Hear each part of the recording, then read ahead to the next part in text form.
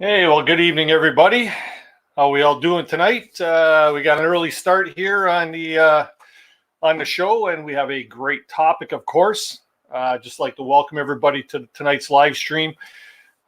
This is one that I've been actually looking forward to for a little while now. It's one that actually falls near and dear to my heart, just because it has a topic that reaches out towards an area here in Ontario that I really, really do love.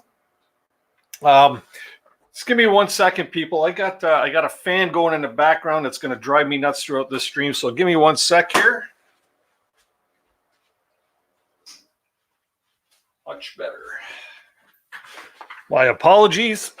There we go. Yeah, I had that fan going in the background, and it was just something I didn't want to listen to through this live stream, nor did I want you all hearing it. So just before we get going here, just want to welcome a bunch of people to the live stream. I see we've already got in the house Ride, Paddle, Repeat, Camper 69, Jenica Grimshaw, Avid Outdoorsy Guy, and a number of others who have not yet commented in the live chat. But I'm sure we'll see you all pop in throughout the live stream tonight. I'd just like to welcome everyone to this week's edition of Canoehound's Outdoor Adventure Show. This is episode number 16, and I'm your host, Dennis, also known as Canoehound. I hope everyone had a fantastic week and that your Tuesday's about to get a little bit better. Canoehound's Outdoor Adventure Show is a weekly live stream show that brings you closer to the great outdoors. It's a show that is geared towards bringing you hot topics and interviews with YouTube creators and outdoor personalities that we all enjoy and watch. We're live here every Tuesday from 7 o'clock till 9 o'clock, sometimes a little more, sometimes a little less, but that doesn't usually happen. And we hope you'll join us every week. So be sure to mark it on your calendars that Tuesday night is Canoehound's Outdoor Adventure Show night. If you're able right now, I ask that you take a moment and try to share this live stream out either on your social media feed or in the community tab on your YouTube channel, just to get a little more population in here. That way we get a little more recognition for our guests and the topics at hand. If you can do that, that would be incredible. And I just wanted to thank last week's guest once again. For those of you that tuned in, we had Scott Lamont from the YouTube channel Adrenaline Adventures. It was a really good show. We had some great discussions about his channel and what he has in store for the future. He's building a really cool cordwood log cabin, not to mention all the cool adventures that he and his family are always on. And it was a really good show. Response from that there, we had a lot of feedback from all our viewers regarding this show. And Scott was a fantastic guest. I'm not sure if Scott is tuned in tonight or not, but he's always on an adventure, so who knows what he's got going on. But do check him out, Adrenaline Adventures on YouTube, and you'll see what the buzz is about. Once again, if you have any hot topics or show ideas or personalities or upcoming events that you'd like to see on the show here, drop me a line at canoehound@gmail.com. I'm always looking for correspondence, know how we're doing, making sure that you're happy and you're enjoying the show. And I just wanted to say that next week's show is not yet set in stone. I've been talking with someone, and we're just trying to work out the logistics of the show. And once we have that nailed down, set in stone, I will post it on my Facebook page at Canoehound's Outdoor Adventure Show. Get on there, like us, so that you can actually find out what our scheduling is for upcoming events and things of that sort. And that's where I tend to post most of our upcoming shows and guests and things of that sort. So you can always stay up to date with us on Facebook. If you have any, or if you're not sure where to find that, just check the description below, and you will see, our Facebook, our YouTube, our Twitter accounts, and feel free to get on there, like, share, do all that neat stuff. And if you haven't already done so, as you're coming into the stream, please do hit that subscribe button and give us a thumbs up, especially if you like the topic tonight. Now, I guess we'll get right into our guest because we have a lot to talk about. Tonight's guest is a person who's obviously passionate about the outdoors and for the Temagami area. If you're in Ontario and you've ever been there, you'll know what we're talking about. His efforts towards conservation of Temagami's wildland and preservation of the old-growth white and red pine forests and the delicate ecosystems that they create As president of the organization Friends of Temagami, he and a dedicated group of volunteers are fighting to save Solace wildlands and Wolf Lake from destruction. Please welcome to tonight's live stream, PJ Justason. PJ, how are you tonight? I'm very well. How are you? Very good, very good. We might be experiencing a little bit of buffer tonight, people. Just got a lot going on here with our internet in our area and stuff like that. So I apologize in advance if anything does get a little bit unclear. But I'm so happy that you have the opportunity to join us tonight, PJ. I am excited to join you, and thank you for all your followers and all the people that have joined us for the chat tonight.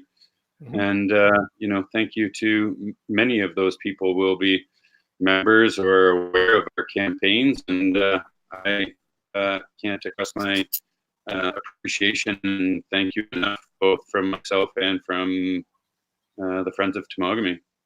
Awesome. That's great. Tell us a little bit about yourself, PJ. Let's get a little bit of background on you first. Very good.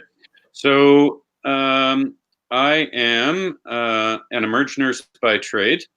I work full-time here in Midland, where I live.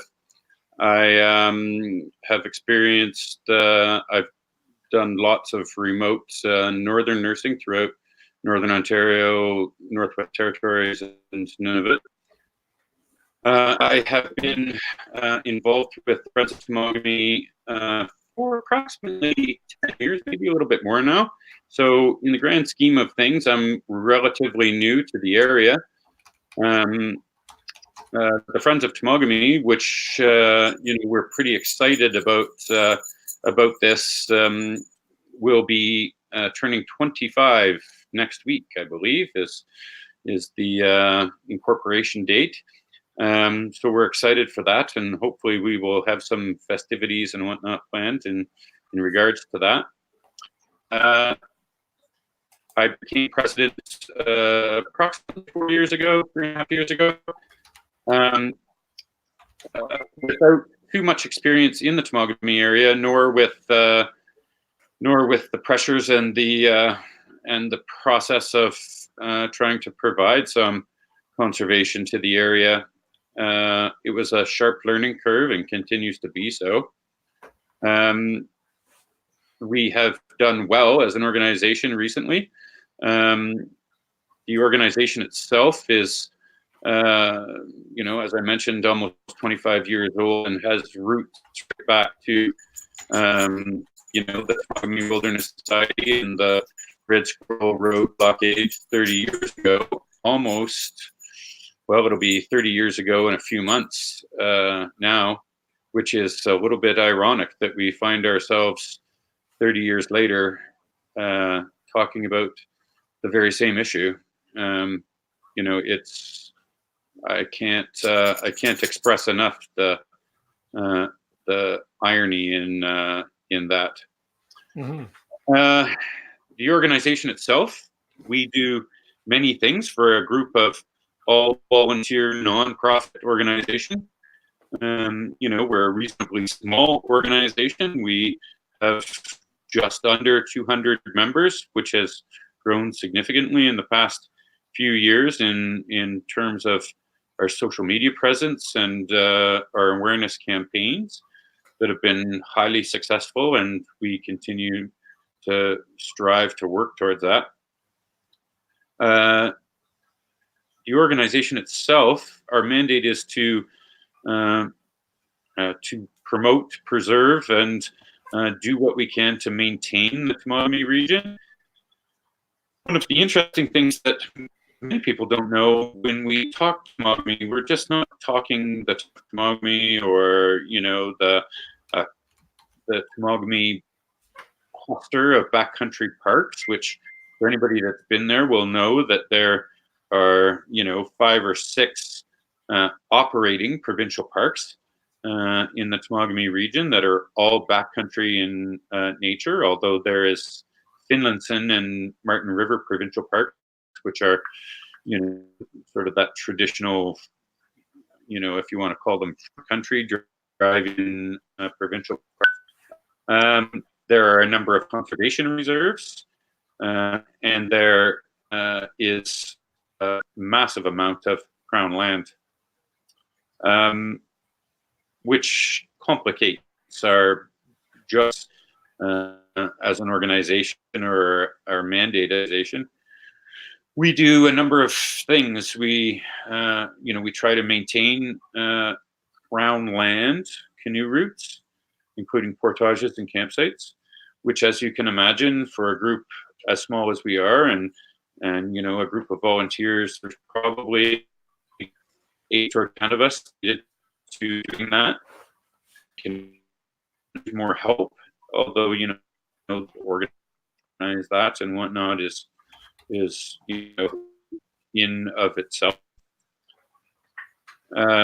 We do our best to try and promote the area. We participate significantly. One of our significant endeavors in the last few years has been the forestry management planning process, which is, complex and convoluted. And I've come to know that it is simply designed to consume our resources. It really, I hesitate to say this, but it really has gotten us nowhere other than to go on record with the Ministry of Natural Resources and the forestry industry to say that we're concerned and that we have issue. And, their response to that consultation is nothing but rhetoric and,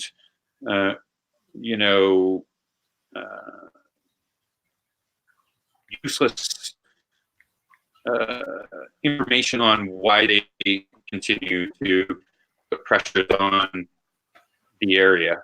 I can't even begin to explain that process, but it's not a good one. And it is currently under threat from the current provincial government to even reduce the amount of consultation that we have now, which, to be honest with you, it's pretty useless anyway. So, I don't see a big issue with it because it's useless anyway. So, yeah. Well, basically, the Friends of Temagami. So what you're saying is, like, for the amount of people that you have and the things that you guys are trying to do, you're facing opposition from people. You're getting support from one hand, and you're getting opposition from the other hand, right? That would be correct. And in terms of the forestry and resource extraction stuff, the industry pays, I'm sure, I've asked them a number of times for an actual figure, but I'm sure pays millions and millions of dollars to promote and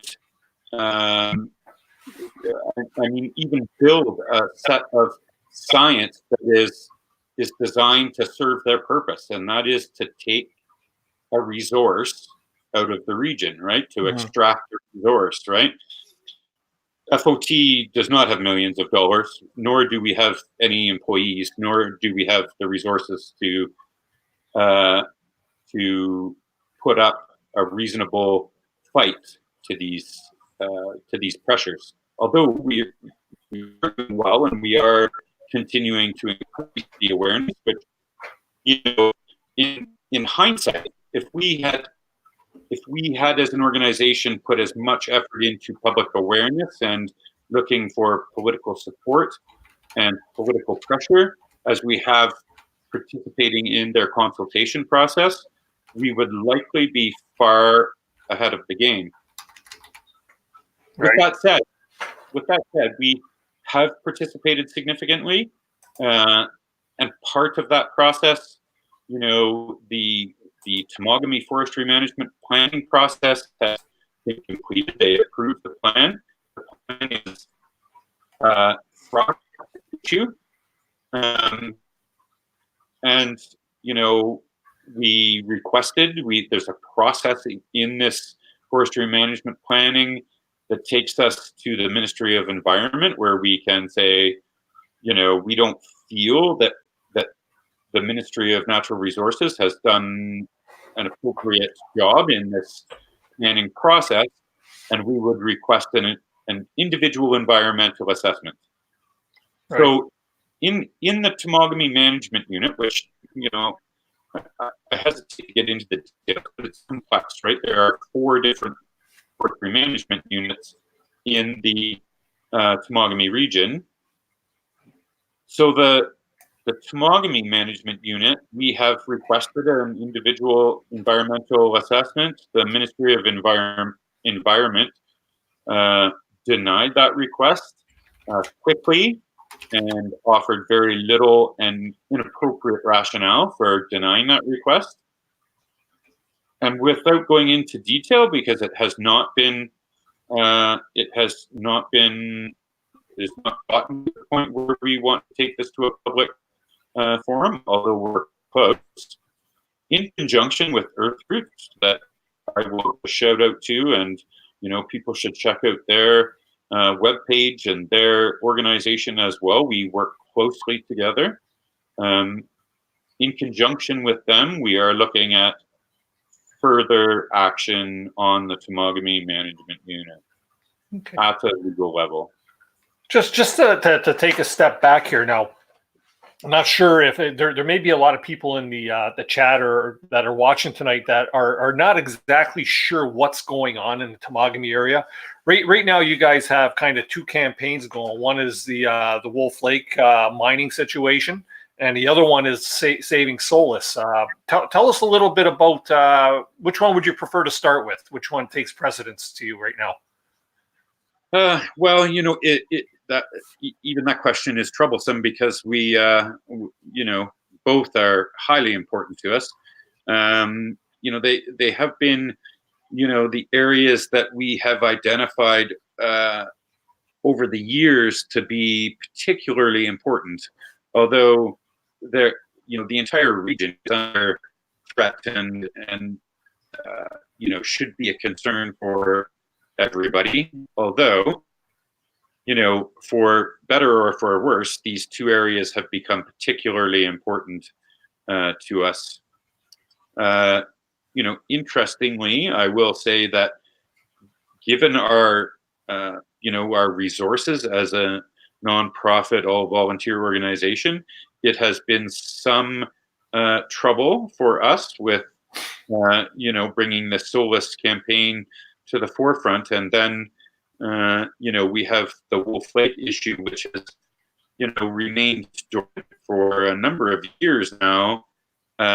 All of a sudden, it became an issue again. So we are dealing with two distinct campaigns. I will say that one, the Solace campaign, the Save Solace campaign, is primarily an FOT campaign right now, although we have received support from other organizations. We are at a point now where we are reaching out to these other organizations. We have limited resources, and those resources have been almost exhausted. Okay, well, let's pick one and talk about it there, so everybody can get a full understanding. Right now, I have noticed that there's a lot more going on with the Save Solace right now. What exactly is happening, and what are we trying to save? Right. So, Temagami has been a tumultuous region for many years. 30 plus years, even longer. I mean, the area has been logged and resources have been extracted for probably 200 years or more. There are a number of areas that are almost to the point that unless you know what you're looking for, you wouldn't know that they've been touched. There are very few places in Temagami that remain untouched. There is some intact forest landscape, which is a term that describes a forest that has not suffered from incursion, which would include logging roads, clear cutting, any any real timber extraction. It does remain the single largest intact forest in the southern Ontario, mid Ontario area, and certainly below the boreal forest. If I don't expect people to fully understand this. I don't fully understand it, but that is significant. Significant in the fact that this is the last intact forest. This is the last untouched forest south of the boreal forest. We have decimated forests in this province, right from Toronto right on up, right? We spoke about sharing some stories. Well, a friend of mine, a dear friend of mine, Alex Matthias, who lives on his family traditional land up on the north end of Obabaca, in the heart of, the old growth, the largest remaining old growth white pine forest, what we think in the world. He tells us funny but interesting story about a couple of guys that show up at his place and say, well, we drove up here and we see some areas with some small trees, but we also see some areas with some big trees. But really what we're looking for is an area that's been clear cut. And Al looks at them and says, you didn't need to drive 6 hours from Toronto to come up here to look for a clear cut. All you have to do is look out your window in Toronto and you see a clear cut. That area has been decimated, right? And it continues right on up. So that's the first thing about the Temagami region. Moving forward onto the Solace wildlands, it is the last remaining untouched, intact forest landscape that remains unprotected in the Temagami region.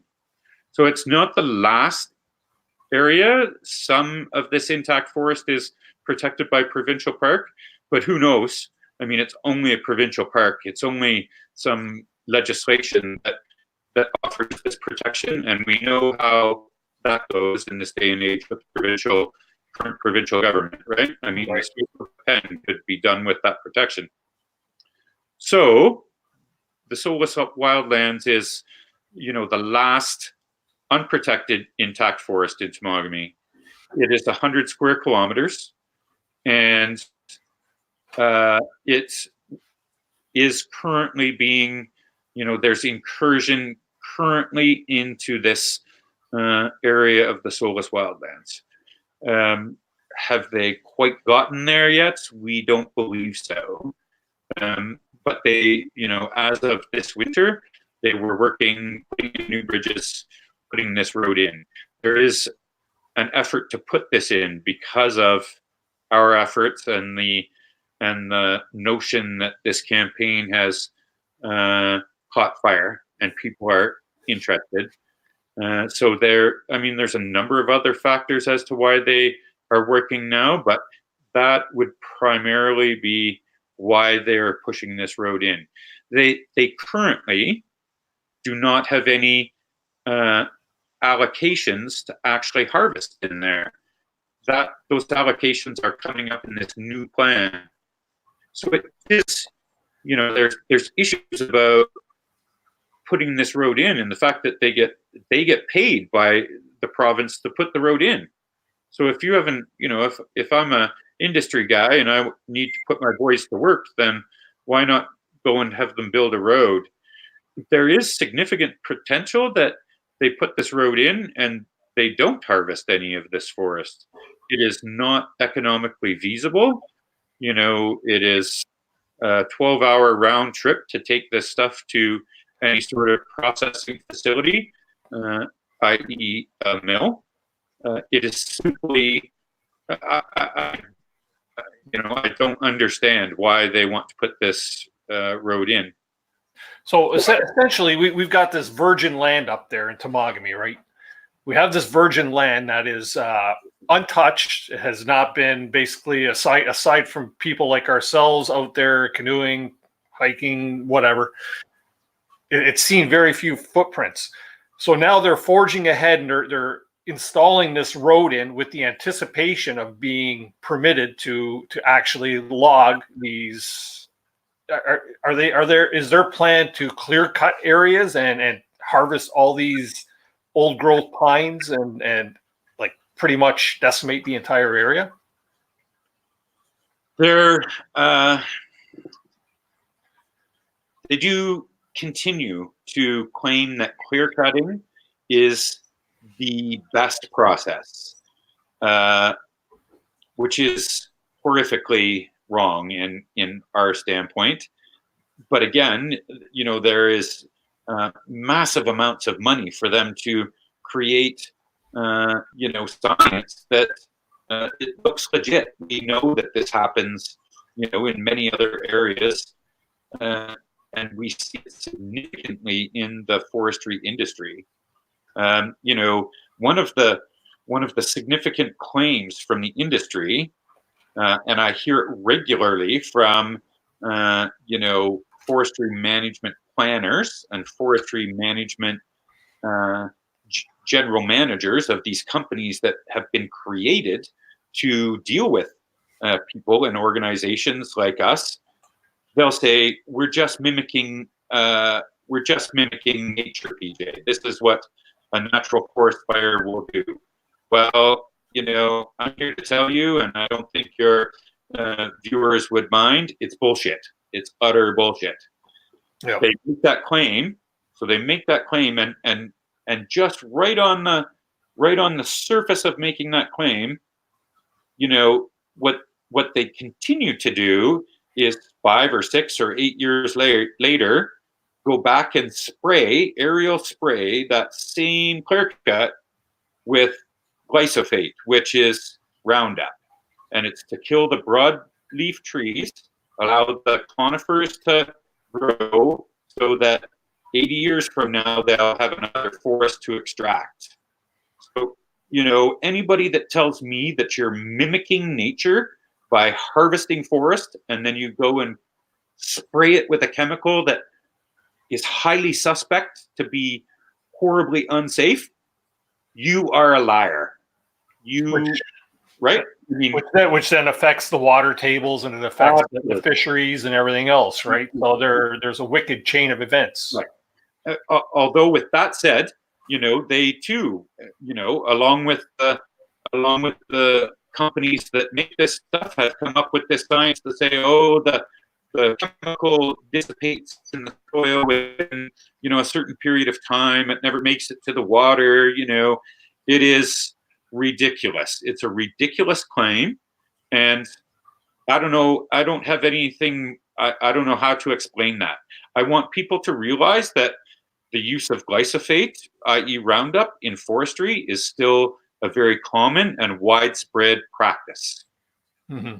Not allowed on, it's not allowed on our agriculture. It's been banned in certain countries and provinces, yet we continue to allow the use of glyphosate on our forests.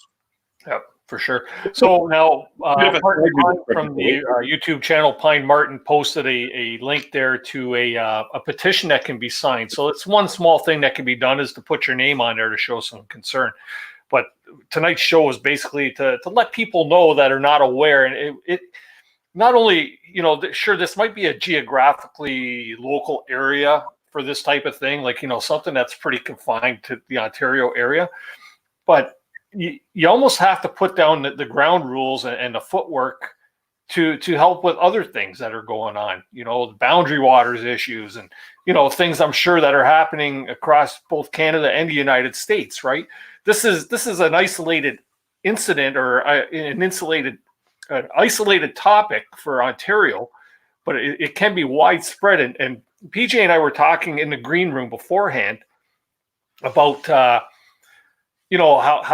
opposition is being faced, even within people within the Temagami region, saying like kind of butt out, right? But PJ brought up a good point. He says, in the north, they're talking about, polar bears being hunted and decimated up there, right? And just because we're not in that area doesn't mean that we can't support the polar bears, right? There's things that are being done wrong that need to have people's eyes open to this stuff. So, it's something that everybody has to band together, whether you're Canadian, American, or someplace from overseas. Yeah, you have to see to try and save what's going on with this planet right now. And what's going on in Temagami is a prime example of what's going on. It's the big industry showing greed and going in there and not even having a concern for the environment. Am I off base saying that? No, absolutely not. Interestingly, this has been one of the things that has become apparent to me and, those that are involved with our organization. There are a number of examples, but you take the concern about, the pressure on the Amazon forest and how significant that is. It is significant, and people should care about it, absolutely care about it. But, for those of us in Southern Ontario, 3 hours away, 4 hours away, many of us are closer, right in our backyard.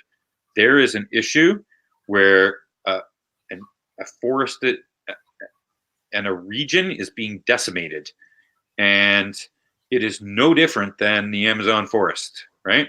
That's right. It's an ecological gem, and the pressure is on, and they take part in the same practices. They don't use all the resource, right?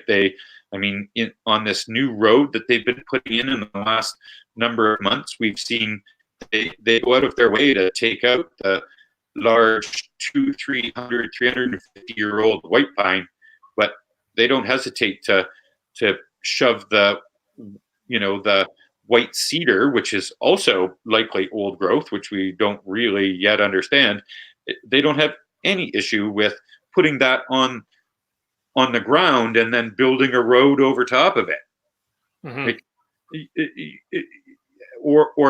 Or tossing the white birch off to the side. They're not responsibly using the resource, and this is just a road. They haven't even began to harvest as of yet, right? Yeah. So on the Friends of Temagami YouTube channel, for anybody that has not, I noticed that your subscribership is not very high. Let's see if we can boost that up as we build some attention here to your channel. But there's a couple of short little documentaries on there. One on Wolf Lake and one is on the Solace Wildlands. And it's very, very well spoken. I believe one has Les Stroud doing a bit of commentary, and then the other one is really explaining about Solace and what this is all about. Like you said, we're talking about old growth pine trees that are hundreds of years old, both in Solace area and in the Wolf Lake area, right? Like we're talking more red pine over towards Wolf Lake. Is that correct? That would be correct. And then is it more mixed? So I'm just trying to get a good grasp of this myself, right? So Solace is an interesting area, and I suppose there needs to be some notion of explanation as to how old growth is identified. We didn't even, until probably 25 years, maybe 20 years ago, Peter Quimby, many people will recognize him and his work with old growth forests in Ontario and ancient forest exploration. I'm going to forget the acronym that they use. It wasn't until he came along and said, wait a second, some of this area is old growth. And of course the industry didn't like that. Of course the Ministry of Natural Resources, who, if anybody on this feed thinks that the Ministry of Natural Resources is here to offer some protection to our resources, that is highly wrong. They are there, at least in the forestry file, they are there to extract the resource. They make money. That's why they're there. the province makes money, the industry makes money, everybody goes away happy as long as they've got money, right? Right.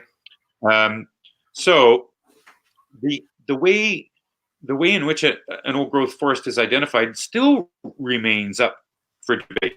The Ministry of Natural Resources, in fact, has stopped using the term old growth and now uses veteran trees or a veteran forest. And the reason behind that, well, you know, just do I need to explain the reason behind that? Old growth has some protection, has some connotation of needing protection. You know, I think we should protect our veterans too, but the Ministry of Natural Resources doesn't feel the same way. So the Solace Wildlands is an interesting area because it does not have much identified, according to ministry standards, old growth forest. Mm-hmm. There are many old growth trees, but because they're not dense enough, and because of the way old growth forest is identified, there is only a little area in the Solace Wildlands that's identified as old growth. That said, I would contend, and we would contend, and I would like to hear somebody's explanation as to why this is. It is an intact, untouched forest. It has been there for tens of thousands, if not hundreds of thousands of years. By default, it's an old growth forest, right? It's not about just the trees. It's not just about the height of the trees or the canopy or the density. It's about the moss. It's about the frogs. It's about the ferns. It's about the water. It's, about the wildlife that we should be focusing on, right? So by default, being an untouched forest, in my definition, which, I don't have much background in forestry nor in ecology, but, I don't think it takes rocket scientists to figure out that it's an old growth forest, right? And, in honesty, Dennis, I should backtrack a little bit when we speak about these types of forests in this area. And, they have been traveled for thousands of years. We're aware of 6, 7, 8,000 years, but likely many tens of thousands of years more have footsteps gone through this forest, right? Yeah. And we don't have any, we don't have any notion of that and the impact that it has or has not had, right? Our contention is that this is an ancient forest, and it deserves protection. We, as an organization, although individuals vary, as an organization, we are not against forestry. We're not against timber extraction. We need wood. We use wood. That's not our contention. Our contention is this is not a sustainable way to harvest resource. And if it was, there should be other areas that they can go and extract forest. And in fact, we know that there is. We've proven in the process that there are other areas that could be allocated, and yet they are pushing to get into the Solace Wildlands, and it's simply out of greed. That there is, you hear the term first growth forest. There's a massive fight in the out west in BC about old growth forest, and they've now started to talk about first growth forest, right? Because of the way the forest is identified. Yeah, and that was you actually answered my question: is why are they coming after Temagami so hard? Like, why are they know that obviously their impact is gonna make a negative impact. Why this area? Why not go to other areas, that are not protected, that are not so I guess you could say delicate, right? Well, and this is one of the things that not only our organization faces, but other like-minded organizations. You hear the term "not in my backyard," and there is a significant resistance towards our efforts from local industry, and this industry is to some extent local. There are a few local forestry companies that are family run, although they've become large enough that it's kind of gone beyond family. But so there are a couple of those, but they're I don't know what the ratio is, but a large portion of the Temagami area is under pressure from massive companies like Ecom. And if I don't really understand the pressures of economics, but I can tell you that Ecom is not helping our economy. They might employ the local guy to go out and harvest. They might employ the drivers to move the lumber. There might be some local economic impact, at the processing facilities.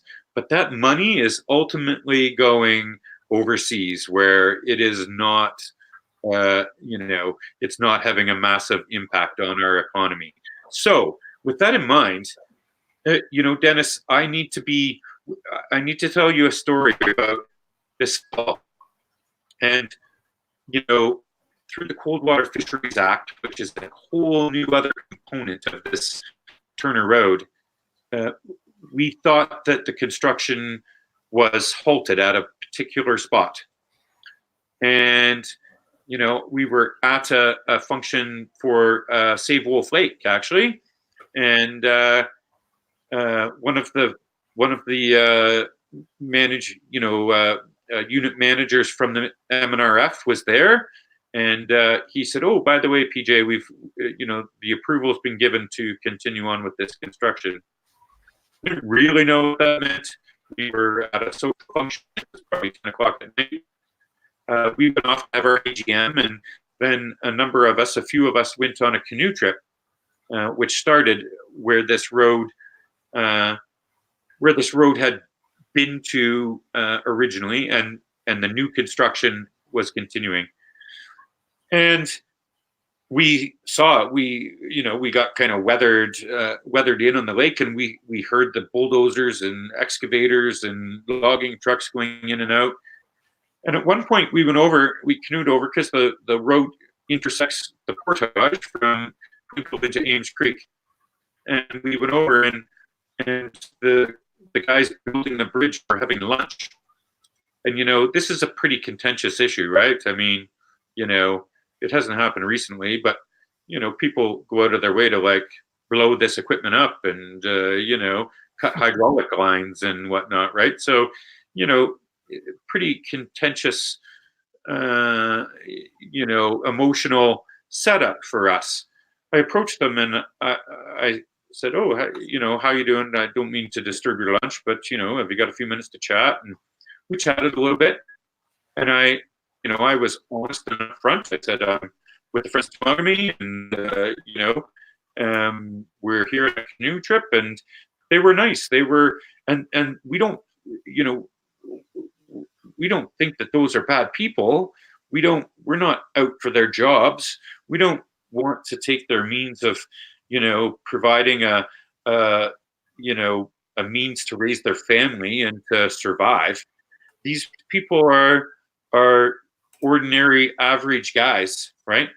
And I suspect that they think differently as far as general terms from what we think, but they're no different than you or I. That they're just out to make a living and try and do the best they can, right? Mm-hmm. And so it was a good conversation. And I said the same thing to them. We oppose this road and we don't like your bridge, and I didn't suggest that maybe it might disappear at some point. We need to be careful about that stuff, but I don't think those guys would necessarily mind, because it would give them another 2 weeks work to go and put the bridge back in, right? Yeah. Yeah. So Paul Hoy's asking, what was the name of the road that you're referring to? I believe that's Turner Road. It is Turner Road. And Paul has been a long time Temagami tripper, and I did see some interesting comments on an old post from the Friends of Temagami. So, and Paul was asking about access. So I will tell everybody that up until recently, the only access, you can access the Solace wildlands from the west, although it's a little bit more troublesome. You have to deal with the Sturgeon River and that sort of stuff, but it's accessible. The main access would have been from, going up 805 out of Sturgeon Falls, going north, and then you eventually follow some old logging roads and you get up to what we know as Twinkle Lake. When you got to Twinkle Lake, the canoeing, or the only access for canoeists, was an old logging road that had not been maintained, and in fact is horrible to drive. You will wreck your finish on your car. You won't get down it unless you've got a significant 4x4. It had a significant washout up until recently, which we fixed, although contentious in its own right. We didn't have a permit to do it, and we could get in ourselves into some hot water. But I'm more than willing to take that risk and say we went up and fixed it, and we did it by hand, and hand shovels and whatnot. That was the only access to the Solace wildlands. So, there was a need to have that road maintained. There is no need for that now. The new road, the new section of the Turner Road, is usable and is drivable, and it intersects the portage between Twinkle Lake and Ames Creek. So people can park there. It would be at your own risk. And right now, there is lots of heavy equipment moving by, so you would want to go out of your way to try and get out of the way, or they might do that for you. I don't know. But it does, and you can access that portage to the east or the west. So you can head over to Twinkle Lake and go north, or you can head west and catch up with Ames Creek and paddle over to Solace from there. Mm-hmm. The whole other issue with logging roads is access and restricted access. So the Ministry of Natural Resources will say, we're putting in this logging road, but it won't affect the area badly because we're going to control access. We're not going to allow people to go back there and fish and hunt and even canoe, right? And so the controlled access point for the Turner Road will be at what we're calling Ames Creek. There is some contention about that, and it comes down to the direction of flow of the creek. But bottom line is, the first new bridge past Twinkle Lake is the access point. And so you won't be able to drive past there. You can snowmobile past there during certain times, but you will not be able to drive past there. The Ministry of Natural Resources has failed miserably in maintaining this controlled access notion. Mm-hmm. I don't know what their plan is currently. As it stands right now, they were parking an excavator on the bridge, but you could easily drive even a significant four-wheel drive vehicle, let alone a 4x4, around the bridge through the creek and continue on down the road. So that's one of the things that we need to get after them about, is maintaining that access. That's, that's pretty hypocritical though, saying that, by them blocking anybody from going through is going to prevent damage from being done. Well, let me tell you, if you've built the road, the damage is already done. Correct. And this really is, we don't I don't claim to understand, how the environment or ecology works, and I don't claim to understand, much about uh, forestry and the impact that it has on the forest and the ecology of the area. But we do know that access into an area, into a forest, is highly detrimental and significantly damaging to the natural environment of that forest, right? Lakes get fished out, moose get overhunt, poaching, even regulated hunting is having, you're regulating the moose hunt, but it is impacting the moose that were in that, untouched forest, right? And so we know that it has, and there are many examples of how detrimental access and new roads into the forest are highly detrimental to it. Yeah. Paul Hoy here has another little point there. He wanted to know about Talking Falls and if that's going to be affected by Turner Road. Yeah, so Talking Falls is an incredibly beautiful place. It is for many of those that go, it is one of those places that is magical and it just moves you. I don't have a better explanation for why that is. There are many places in Temagami. I'm sure there are many places, elsewhere, but my focus is on Temagami, and it moves you. It changes you. Mm-hmm. Will this road impact Talking Falls? Well, initially when we were first looking at the proposed road map and looking at it closely, in conjunction with the Ministry of Natural Resources, the forestry management company that plans to put this road in, that's putting this road in, had their water crossing right at Talking Falls, right? They plan to build a bridge across the creek at Talking Falls because it's the easiest thing to do, right? It's the most narrow spot in the landscape, and it's easy to plop a 30-meter bridge across the rocks at Talking Falls, right?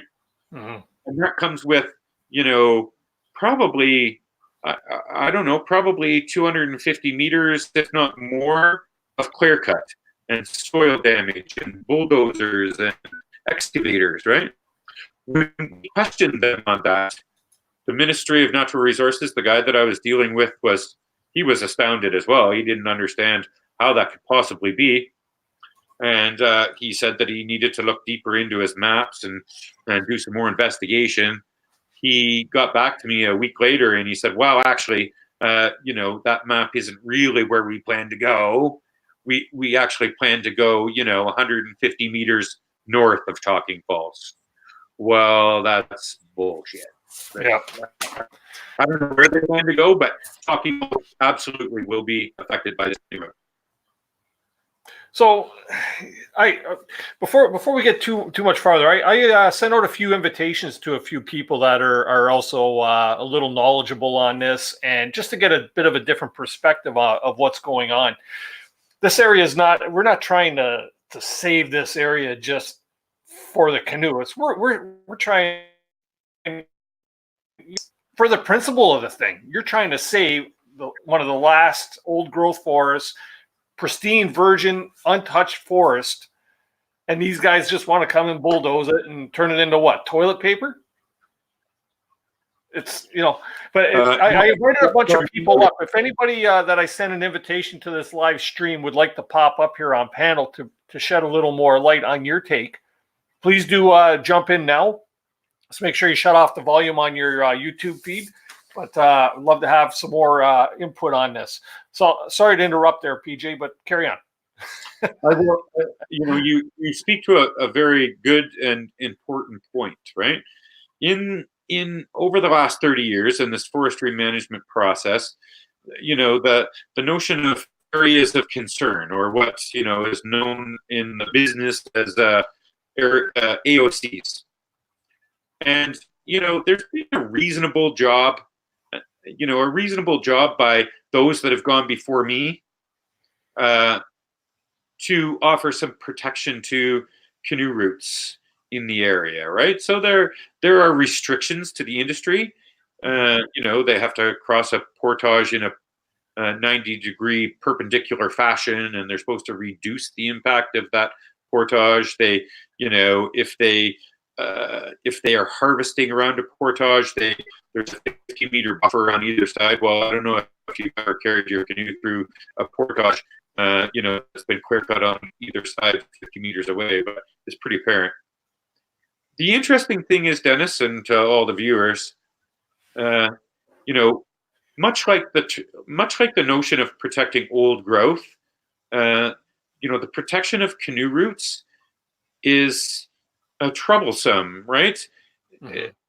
In the sense that, yeah, you or I can go on a nice canoe trip and we feel like we're in the wilderness and we feel like we're in this untouched forest and this beauty that, an ecological gem that, has been kept for whatever reason, but we've protected it, right? And in doing so, we have lost the notion of protecting the forest, right? Mm-hmm. So, we do need to protect canoe routes and we do need to protect these portages. We've done in the last 30 years, 20 years, 10 years ago, we continue to fight for these areas of concern in these canoe routes. But really, we've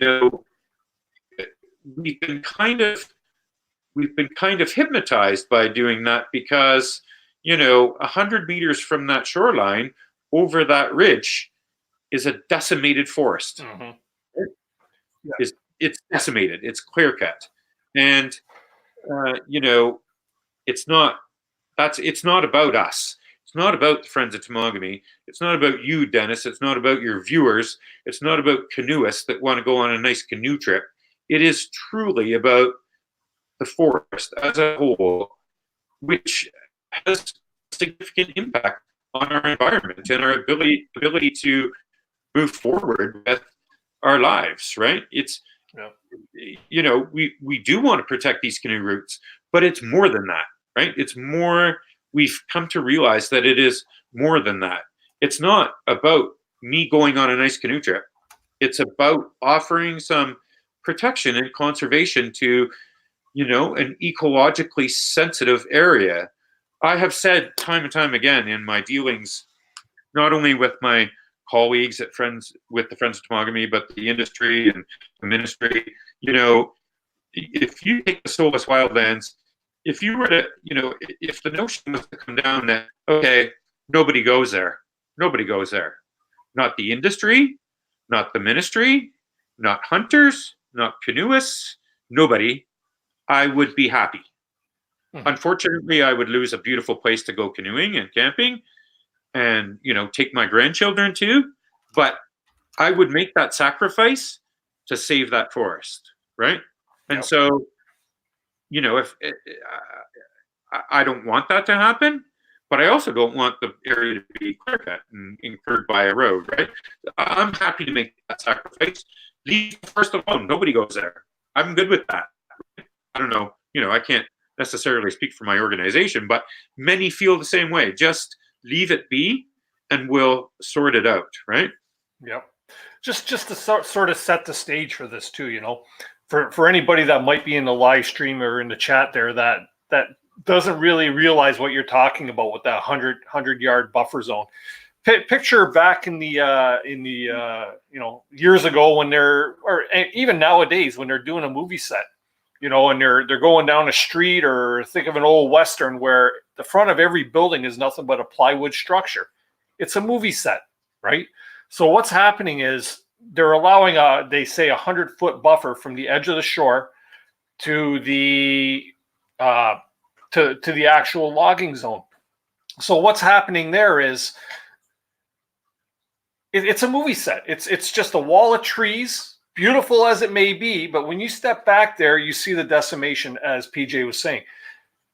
if you want to see kind of firsthand what it is, I have a video from last year's canoe trip, the Nebaquasi River canoe route, episode 2. We're on a portage, and not 60 meters into the portage, we come upon the portage just disappears because we walk into this clear-cut logged area.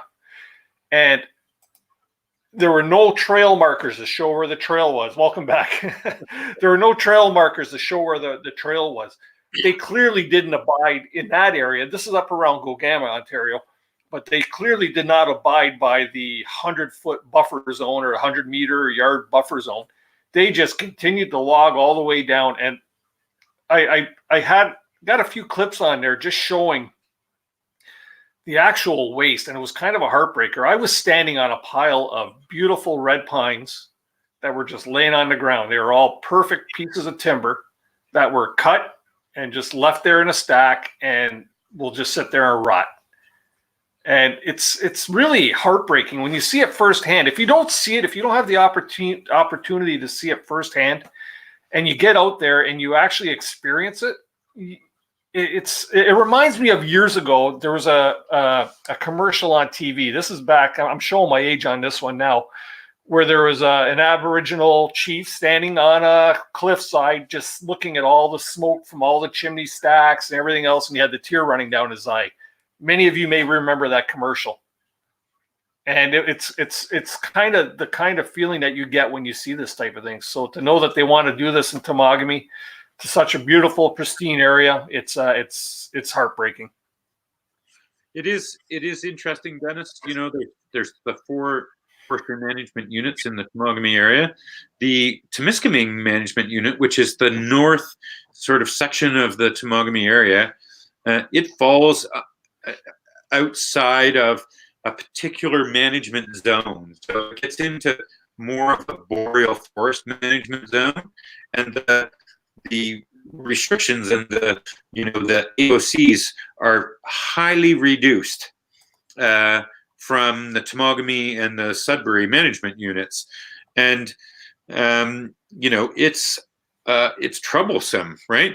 I mean, here is a good example of the difference between, or the issue between, a management unit. So in the Temagami management unit, and it's complex, it gets into their forestry resource inventory system, which they've now moved to an enhanced forestry management. It's a whole different show, to be honest with you. Mm-hmm. But there was a loss of 30% of all the old growth in the Temagami management unit, moving from one system to another. We said, where did this go? And they said, well, it's better imagery. And so, and I said, well, that doesn't change anything. Where did this old growth that once was 10 years ago in your last planning process, where did it go? Well, it's a matter of succession. Old growth forest becomes too old at some point. How does that happen? How does, I don't know. I don't know how that happens. Anyway, so there was a loss of 30%. We battled them, took them to issue resolution. It was part of our request to the Ministry of Environment. It still is. That battle is not done. But in the Sudbury management unit, which is just an arbitrary line that somebody with the MNRF created, I don't know however many years ago, that runs just west of Twinkle Lake. That's the boundary into the Sudbury management unit.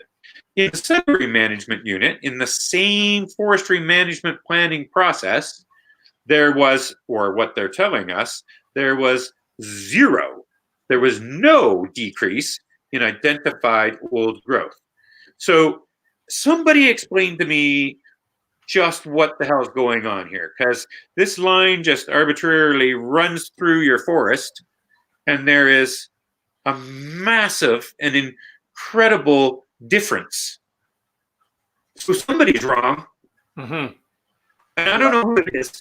It should be my job to figure out. It's the MNRF job to figure out. But you know how that goes. Anyway, it will be a matter of it'll be a matter for discussion for many of us in the near future, for sure.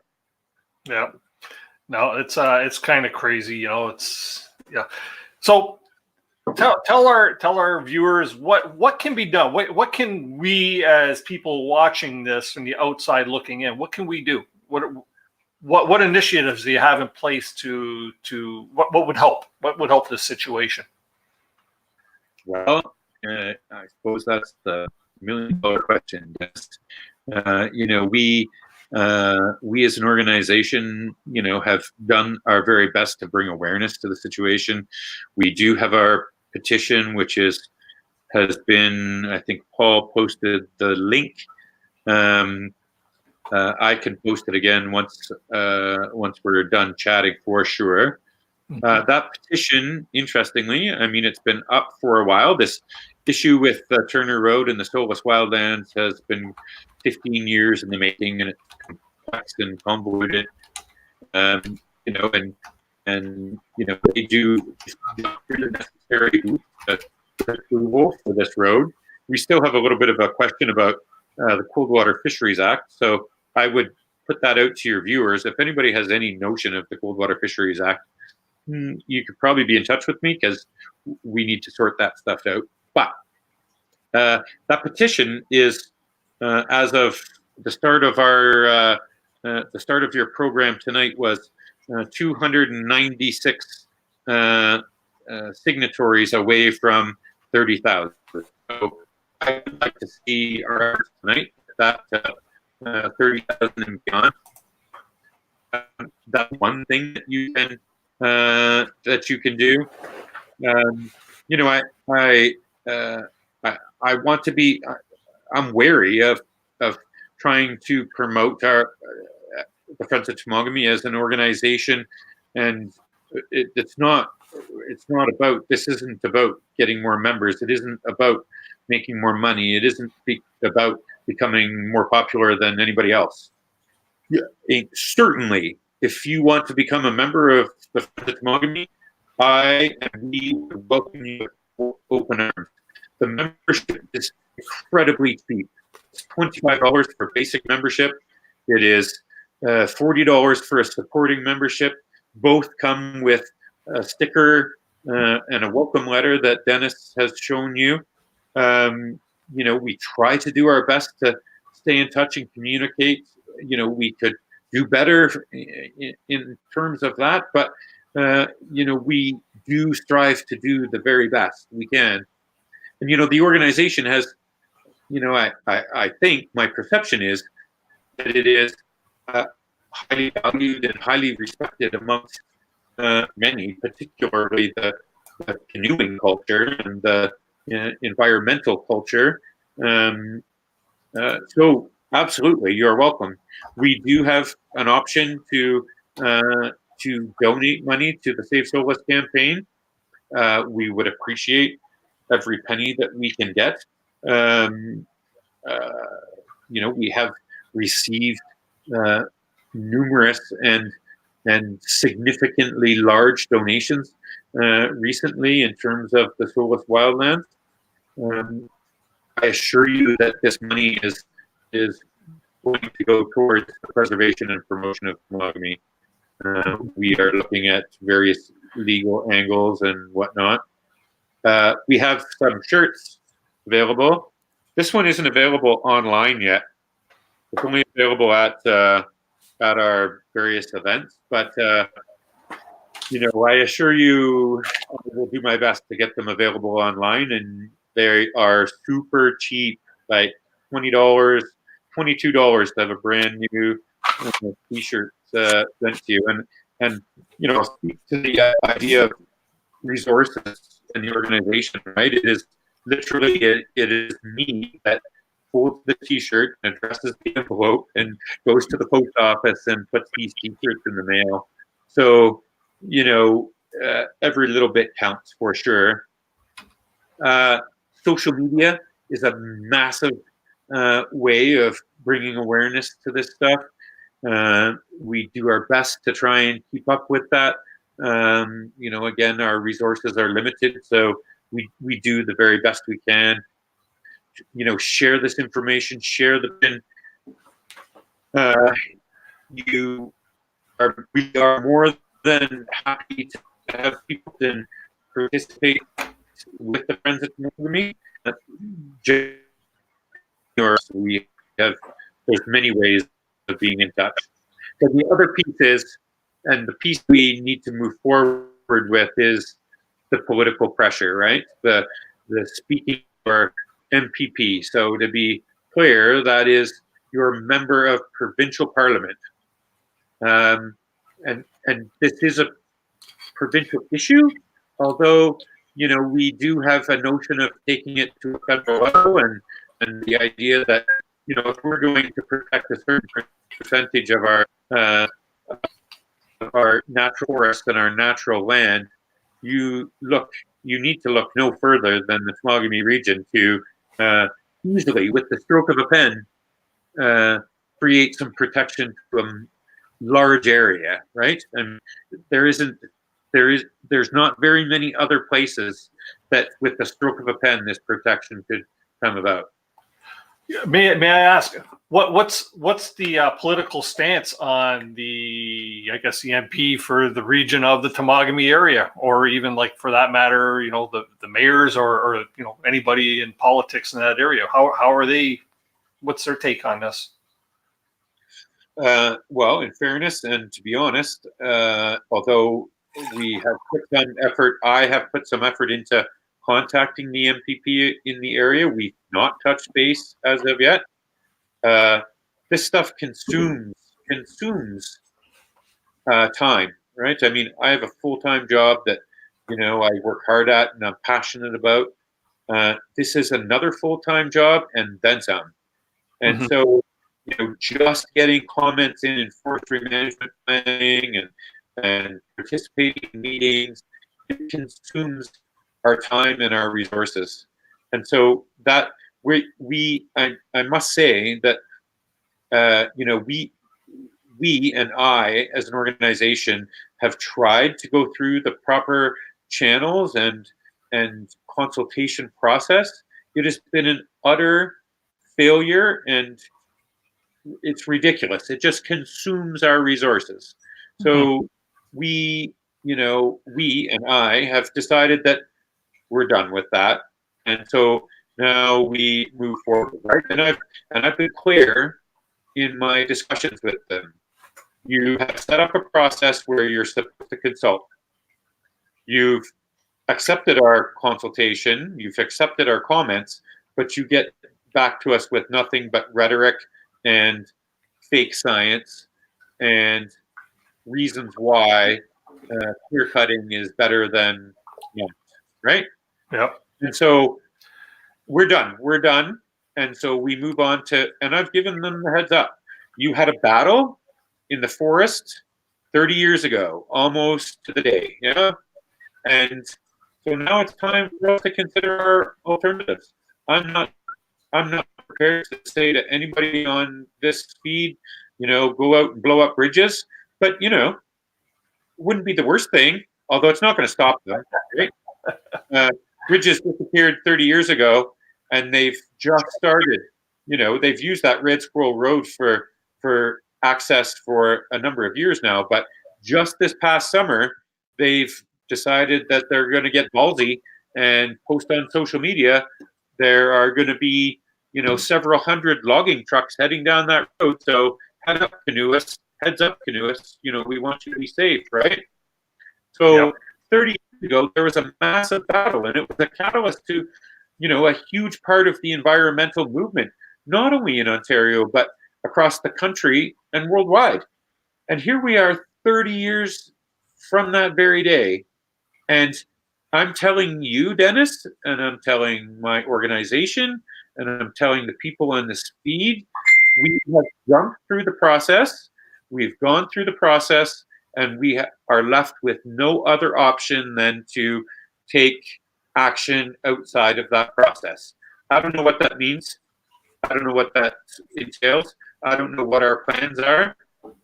I fully anticipate that I will be, encamped in the, in the Temagami forest at the boundary of the Solace wildlands sooner than later. Yeah. I don't know, Sorry, the one thing that we're just going to have to watch here is I don't want to infringe on any YouTube policies or anything like that. So we're not by all means endorsing any violent or anything like that. But there are by all means many different things that can be done to bring awareness. And this live stream and one that you were a participant in there not too long ago there with the guys from Paddling Adventures Radio. Who I just see Sean Rowley just popped in here. We could bring him up in a second. But it's about bringing awareness and getting many voices to scream a little louder, because by one or two voices don't really make an impact. When you have many voices, that's when you start to get heard. When the governments and these, we'll call them greedy loggers there, want to, once they start hearing the voices, that's when change is going to happen. I just want to welcome to the stream here. We got Sean Rowley from Paddling Adventures Radio. How you doing there, Sean? Not too bad, Dennis. How's it going, PJ? Going very well, Sean. How are you? Not too shabby. Pretty good. Yeah, so like I say, we all need to make a voice, right? And we need to essentially get online, sign that petition if you can. If you have the means, become a member of Friends of Temagami. Doesn't mean that you're going to have to stand on a picket line or anything like that, but it just shows support, and it also goes to a great cause, because they really do a lot of great things for the Temagami area, mapping of or creating maps and marking portages and canoe routes and all the other things that go along with it. There's a lot of benefit to it. So it's more than, it's not really a political uprising. It's just bringing awareness. I can tell you and everybody on this live stream, this has become my life and the life of a few of us with the Friends of Temagami, and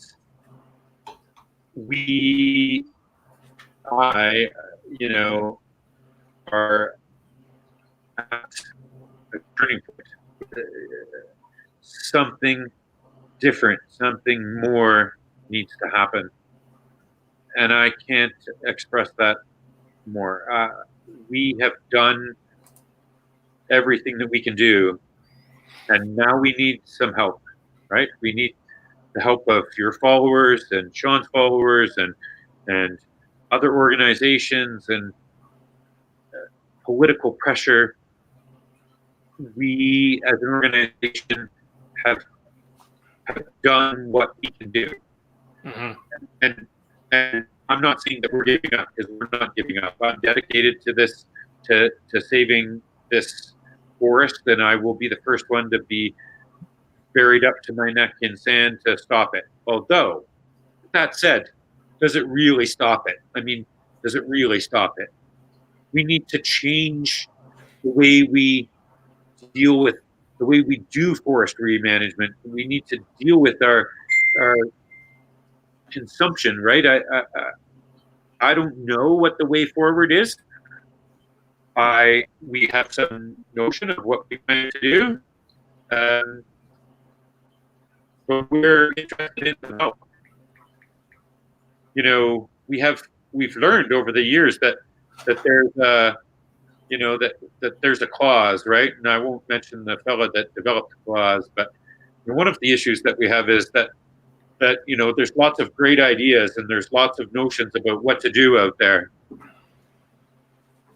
Yeah. But there's not what it comes down to is if you got an idea and you want to make some change, then you do it.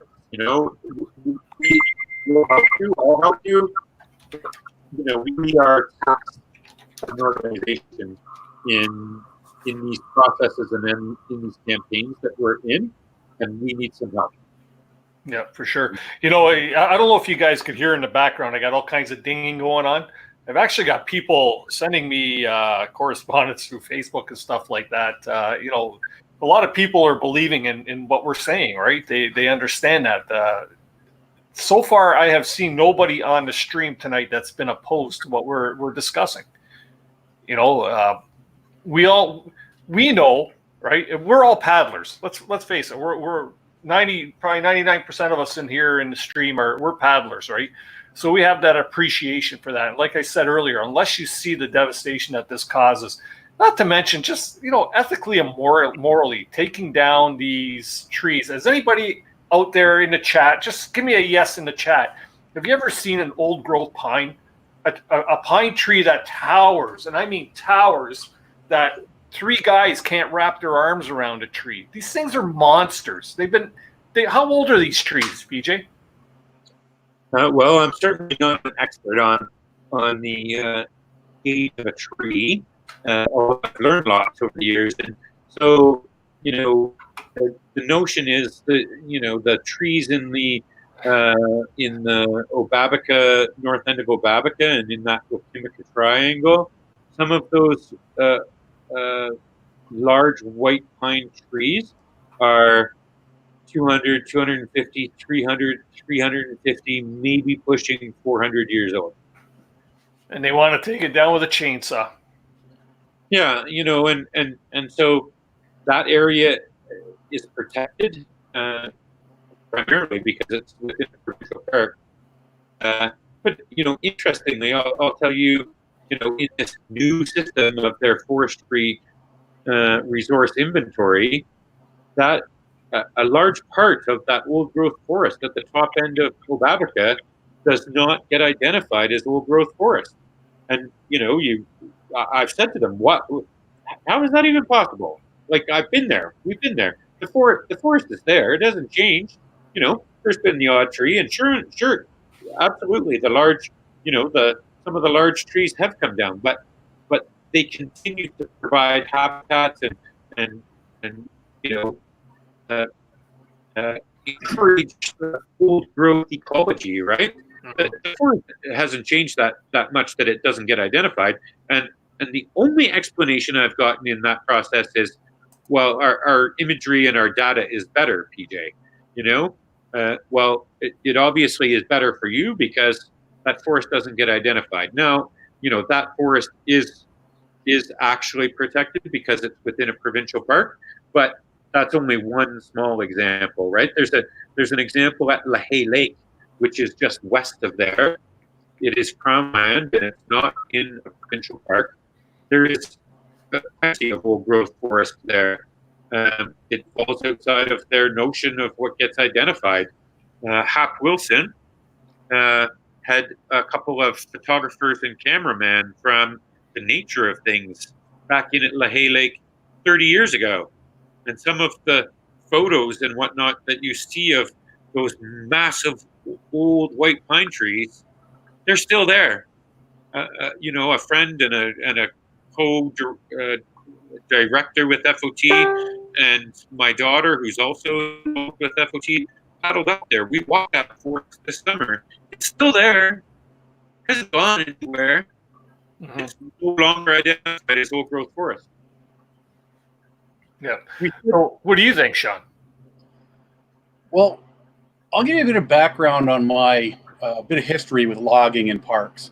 My co-host Derek and I, we used to belong to Algonquin backcountry recreationalists. And PJ, we've had this conversation. We dealt on the recreational side in Algonquin Park with the ministry and the park itself, on the logging, the canoe routes, all that sort of stuff. Now, people say there should be no logging in Algonquin. Be nice. I wish root beer and chocolate bars would fall from the sky, but that's not going to happen either. And, if it wasn't for logging, Algonquin Park would not be here. But when it comes to things like Temagami that's not been touched, why would you touch it? Why would you cut it down? The old joke, just to get a bit off color, is you can't get your virginity back. So why would you take a virgin forest? Why would you take an old growth forest? It's not coming back. And in these days and times, with everything you see on the news and everything in the papers and people talking about it, the climate change, and the apocalypse is on its way. Why would you even think about it? There are other places that you can take the wood from if you need it. Now, granted, it is a two-way street. Yes, the loggers need their jobs. The communities in the area need jobs. They need money. It's everywhere. It's a fact of life. But there's got to be some way of coming up with another solution to get the money in the people's pockets, other than going and taking a forest that will never come back. In Algonquin, I've been on lakes. You can get logging maps of Algonquin that say, their times and this is where they're going to be logging in this part of the year, that sort of thing. But I've gone to those areas during those times when they are logging. I was on a canoe trip in Penn Lake, and first thing in the morning, all you're hearing is all this, the big trucks starting up, the cutting going on, everything. And yeah, it is very distracting. It takes away from the whole nature aspect. I've gone along portages and had to walk part of the portage down a logging road, or cross logging roads. They exist. And again, that's Algonquin, which is built on the logging. But if I'm taking that time to head all the way up to Temagami, and I say all the way up because I'm from Toronto area, and even if I was in Temagami itself, if I was taking that time to portage all my gear across, all these heights of land and through these little trails that, sometimes you can't find, I don't want to come across big trucks, big logging trucks. I don't want to come across clear cut. That 100 meters, I think, is a joke. I've always thought it was a joke, because if you're camped somewhere and you walk back 100 meters and all of a sudden you're in this clear cut, boom, your trip's just right off. It's got to be more than 100 meters. I've never agreed with the 100 meters. And when PJ's talking about the logging trucks and that going to be going up and down Red Squirrel Road, when I went in October, there was probably 7 or 8 pickup trucks and a couple logging trucks that all were up and down that road. And that was just on my drive in. Yeah, there's 2 points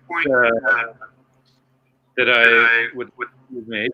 Hold on, we got somebody buffering here. Somebody, let's see here. We got a bit of feedback going there. Is it? Okay, try again. Sorry, PJ. Okay, there's 2 points that I'll make. One of the reasons why they're after this forest, or one of the reasons that they offer to me, right? We all know why they're after the forest. There's no ifs, ands, or buts about it. It's greed and it's money, and it's about profit for the industry. When you ask for the logic behind that, they will say that they are licensed, and they are licensed to manage Crown lands, and Solace Wildlands is Crown land, and they're licensed to manage it. And when you listen to their rhetoric, they believe in this stuff. They full-heartedly believe in this stuff. Like, I don't know whether they drank the Kool-Aid or not, or whether I've drank the Kool-Aid, but they believe in the fact that clear-cutting forest mimics a forest fire, and it's the best thing. Now we're starting to see, social media posts about how, clear cutting and forestry industry is helping out climate change because they're helping out with the carbon sequestration of, by cutting down the forest and turning it into a coffee table, and that sequesters carbon and new growth of tree. It's just utter ridiculousness, right? They're all finding a reason. They're making excuses, right? Yeah, they wholeheartedly believe in stuff, and they're not much different than you or I. But, in fact, one of the foresters that wrote the Temagami forestry management plan recently is a canoeist. He's a kayaker. He's got a young family. I've not had the balls or the heart to say to him, what is your boy's son? Where is he going to go? Mhm. Where is he going to go to paddle the areas that you paddle? I don't think, like, I honestly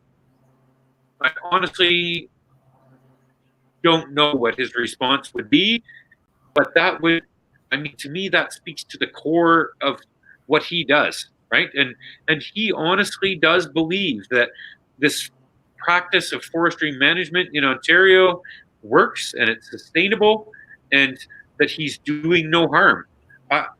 I don't know how to persuade him differently, right? I do know that, as people, we have a number of members that have been former foresters uh, and former employees of the MNRF that are members of the Friends of Temagami, which is interesting, right? I mean, we've been, I wouldn't say that we're enemies, but we don't get along very well. The organization has been reasonably good and friendly in the last number of years, and we've participated in the process of consultation, right? And so we've got a very good relationship with Ontario Parks and the superintendent of the Temagami backcountry cluster of parks, right? He's not a forester by nature, but he does the forestry management experience, and he's now, and there's the issue of the Ontario Parks moving out of the guise of the MNRF and under the Ministry of Environment, and so, but we've developed a good relationship with him and Ontario Parks, right? And we work together on some pretty cool projects, right? Yeah, it's an interesting process in trying to bring some awareness and notion of conservation in the Temagami area. Now, should we speak about Wolf Lake a little bit, Dennis? We could, but like one quick question here. Did I hear correctly? And it might have been on your show, Sean, where you were interviewing PJ. This wasn't their first choice either, was it? No. To log this area. Well, so interestingly, the Solace Wildlands has always been on their radar. Mm-hmm. What they would prefer and what they've done at the north end of the Sturgeon River, if anybody wants to see what a clear cut of 10 years ago looks like, just paddle the north end of the Sturgeon River. Now, mind you, you have to get out of your canoe, because if you're on the Sturgeon River, you never know that it was clear cut. But you get out of your canoe and you go across you crest the hill, and you'll see what a 20-year or a 10-year-old clear cut looks like. Mm-hmm. And so that area was accessed by a temporary bridge. What the management company and the industry proposed initially 10 years ago, 12 years ago, was to access the Solace Wildlands by a temporary bridge crossing the Sturgeon River. It was denied 3 times at the NRF level, and primarily on the third time, Ontario Park said, you can't cross our park. It's not within the policies and procedures of their own ministry to cross the Sturgeon River, which is a provincial park. And so, the extension of the Turner Road was the 4th option, and the industry themselves said that it wasn't viable. It wasn't economically viable. It would never happen, but it was an option for them. So 10 years later, we're seeing, hey, there was never proper consultation on this road or accessing the Solace Wildlands. And they say, well, it happened 10 years ago or 12 years ago. It happened when, it wasn't considered viable. It would be like me saying to you guys, hey, let's go to Saturn. Let's talk about going to Saturn. Well, it's not possible. So we can talk about it. Nobody's interested because it's not possible. It's not going to happen. So there was never any consultation about this road. What the consultation was about was crossing the Sturgeon River. Now, with that said, in fairness, we and and the other organizations and the other pressures in the area have backed them into a corner. So this is their only option to go to create this Turner Road. And, you know, in some fairness to them, we've backed them into a corner and they're fighting their way out, right? You know, I don't know whether I don't want to keep anybody in the corner. I don't want to, you know, that's not what we're about or what I'm about. But, you know, we have backed them into a corner over the past 10 or 15 years, and now they're fighting their way out. And there is some notion to, you know, the fact that this is a line in the sand. There's been a line drawn by us and by the ministry and by the industry, and now they're in a perfect position. Look at the position that they're in with the provincial, current provincial government, right? Let's create business. Let's cut down forests. Let's not consult. And so they're like, Yahoo! Let's have at her. This is the perfect time, right? These guys with FOT, these guys, you know, they haven't, you know, they can't stop us. Now's the time to go. There's not the political will to do anything different, right? And so that's what they're doing. They know the time is now, and they're going, right? And I don't know how we change that. You know, I have some ideas, and I hope that we can, you know, make some good choices moving forward, and we can create the political pressure by raising awareness. But really, you know, it's sort of like the fire sale, as far as I'm concerned. You know, the time is now, so they're going now, and you know, 10 years from now, when somebody says, "Well, we really shouldn't have done that," well, it's too late. The road's already there, and you know, we'll act accordingly. Yeah. So we haven't got too much time left in the stream here. Let's touch really quickly on Wolf Lake and what the issues are there. Try to keep it into a nutshell so we can try and jam it into the end of the show here. Well, we knew, you know, I think everybody that certainly that those of us that are well involved knew that this was going to be an issue, right? To try and cover both issues in one show, and you know, both are complex and contentious. And interestingly, the Wolf Lake issue has been ongoing for many years.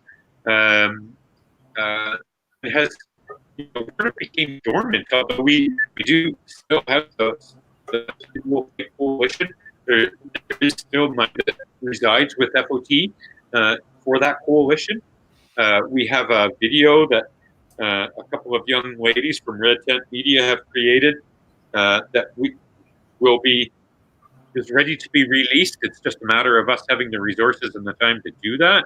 It's a beautiful, wonderful video. Hello,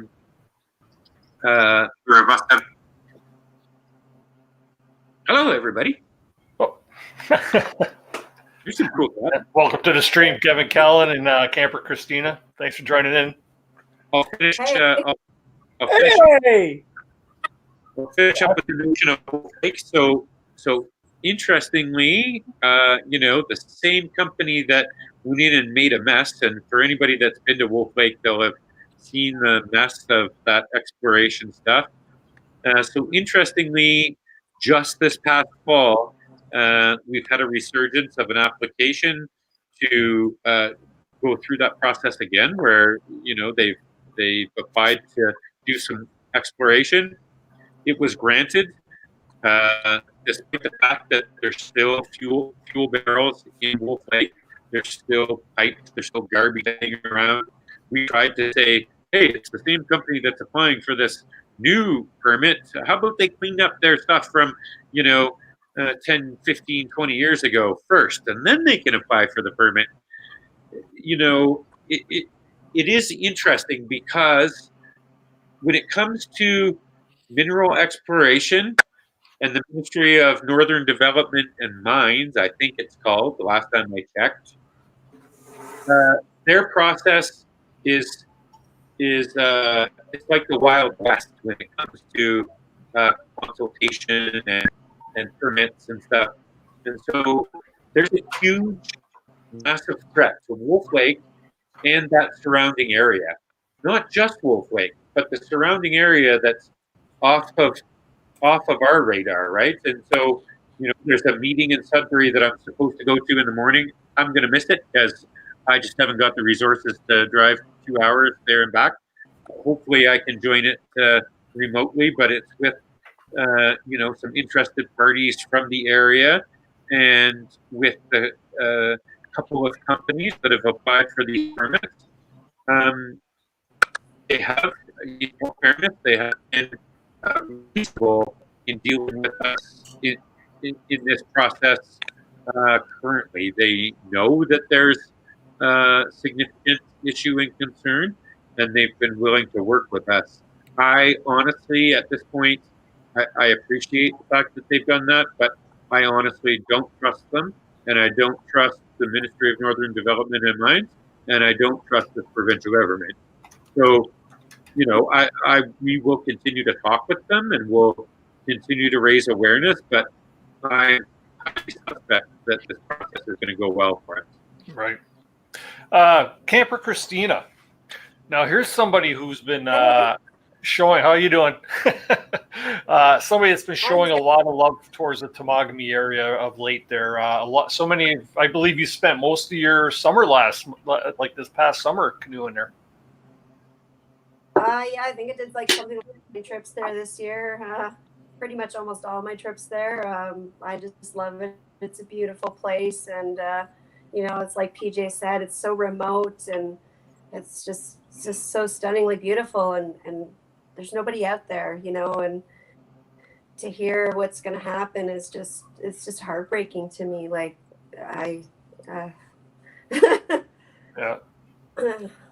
Yeah, we truly have to come up with one voice, one loud voice to try and open some eyes. I know, Kevin, you're an advocate for saving canoe routes. Yeah, I am, but it's really interesting. I actually worked as a forest technician up there, so I cut trees down up there.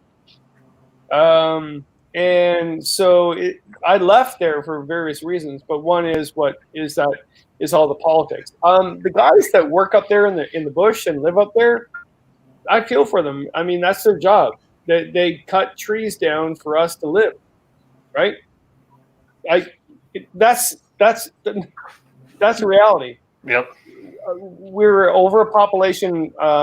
We overconsume, and those guys living or people actually, both men and women, they cut the bush down. They live up there, and they're probably really pissed at us right now, knocking them. But at the reality of it, the reason why I left is that the politics of it is that the greed of corporations were taking over everything. Like PG said, it's out of control. So Darwinism, dare you to think. We need people to poke the bear and say, "Hey, this is enough." Wait a minute. There's Camper Christina's a twin. Oh, here, let me just get rid of the other one here. Wait, what? There's two of you. Yes, two. One on either side of you, Kevin. Oh my Lord, it's just wrong in so many ways. Sorry about that. Yeah. It's your, but we have to look at that. It's like there's people that have jobs. We consume resources. At the end of the day, though, it is old growth forest. It is an ecological mastermind. We can't destroy. That's why I left. I mean, I dreamt of being a forester. I graduated in Sault Ste. Marie in 1981. Moved up north and started cutting trees down and started planting trees in the spring. And then I realized, and then I worked in outdoor education and worked in fish and wildlife because of that. But at the same time, the people I worked with were solid individuals. They were not assholes. They were solid individuals. And we even pondered what we were doing at the time, and that was in the 80s. So it is, I think, has to do with corporation greed and consumption and overpopulation and everything else. So we have to really look at. And I really do think it's important for organizations like the Friends of Temagami to be the catalyst, to dare us to think about things. I think we really need that. I think we need people to say, hey, we shouldn't be doing this. And Sean, by the way, you haven't said anything through this whole thing. What the hell is wrong with you, man? I said stuff before you got here. You're just repeating what I said earlier. Yeah, you know what? There really are two sides to the coin, obviously. Yeah. Well, in fairness to everybody, there are more than two sides. This is a Rubik's cube, particularly in Temagami, right? There are so many different influences. You can't even begin to explain. One of the influences that we've not mentioned is the Indigenous and First Nations influence on the area is tumultuous. There's an outstanding land claim, which I don't know about other viewers but for myself and for the president of an organization in the area, we respect that outstanding lands claim and we support it. I don't have full understanding about what it means or what it's about. I do have a good understanding, but I don't claim to know. I'm not an expert on that stuff. But that this is a whole different component of the pressures in Temagami, right? I mean, one of the things, and I'm not going to say that it's right or wrong. One of the things that we saw in the Temagami management unit this time around was, the First Nations people of Temagami, the Temagami First Nations, had a certain percentage of a right to the profit in the forest, which was a couple of percent, 2 point something percent. In this new management unit, I don't understand. We weren't privy to the consultation process with TFN, but we did know that there was some concern about the way the was being used. Now they are getting close to 9%, almost 10% of the profit made from the Temagami management unit, and they seem to be okay with that, right? And so I honestly, I don't know the finer details of that deal, but it would seem to me that they've just offered more money and they've been okay with it, right? And I'm not saying that that's wrong or that it's not needed. There are massive influences behind that, right? I mean, some of these people live in below poverty situations, and I don't claim to understand that. I fully support, I fully support those guys that I met building that bridge. I'm not out to get their job. I'm not out. I too feel for them, right? And so hopefully, as the leader of this organization, our organization feels for them too. We want to be respectful and we want to understand what the influence that we do has on these people. They're not bad people at all. In fact, they're just like you and I, totally like you and I. And yet, we need to try and figure out how we offer some conservation, yet allow them to still be able to provide for their families and make a living. And I do think it's possible. I do think that if we were able to sort through this notion of greed and big business, that the area, that the forest is sustainable and can be used and can be, there can be some resource extraction. I don't know how you do that. I'm just sorting out now what the issues are and the pressures are. To be honest with you. I think you have a good point. Is that we need to protect. Like, it's going back to the days of we need to protect what's really important for ecological reasons, for canoe tripping reasons, for whatever. But we need still to cut down trees for resource extraction or figure something else out, right? But to be the devil's advocate, I remember a number of years ago, I knew about the Wolf Lake area, the Chinakuchi area. I guided up there and guided youth up there, and then I knew because I actually worked and still teach in the resource extraction area, right? So when I went to Wolf Lake and I saw the mining that was going on, the drill bits, I knew exactly what they're looking for. They were going through the quartz to look for gold or for diamonds, and I was like, oh crap, someone's looking for resources. And that was before the 1999 Living Legacy thing happened. And then so I wrote about it in a book. I wrote about it in magazine articles, and I was the wilderness pornographer, and I promoted that area. And I had canoeists seriously threatening me, say, if you come to our area, we will shoot your windshield out. If you come to our area, you destroyed that area because you told everybody about it. Well, I told everybody about it because I knew resource extractionists were coming in there and they found it. And now everybody's trying to save it. So it's all to do with self-interest, man. Like if I talk to all the hermits of the north, all the wilderness hermits, they all say self-interest will be destruction of the earth. Right. The individual wanting their own thing. And canoeists, yeah, I mean, I've paddled that area, and I've had people come up to me and say, you destroyed our area because you told everyone about the Wolf Lake Range. Well, now it's supposed to be Legacy Park. Now it's not going to be because resource extractionists. It's like, thank God I told everybody about that area. Yeah. So it all comes down to it's self-interest, man. And it's like, we need to control that. We need self-interest people, but we also need people like your organization to dare us to think about it. We need pulp.